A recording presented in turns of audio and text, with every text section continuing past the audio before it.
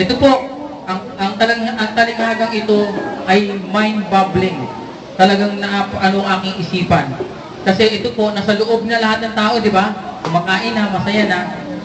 Parang tayo, nasa loob na tayo ng kaharian, di ba? Lahat tayo nasa loob, di ba?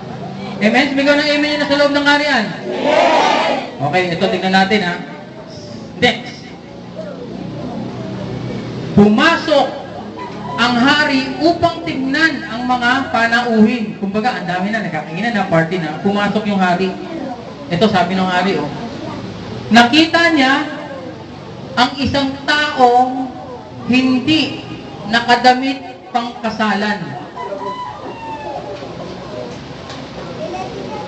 So, yung hari, masaya siya. Uy, ang daming tao. Wow. Salamat at may pati sa kasal ng aking anak. Pero meron siyang isang nakita na hindi nakapagsuot pang kasal. Kasi tandaan nyo, ang kasal, meron niya tinatawag na motif. Di ba? Yung kasal ni Marvin at ni Rick, ang motif kulay violet. Violet. Lavender, di ba? May mga picture, puro lahat naka-lavender eh.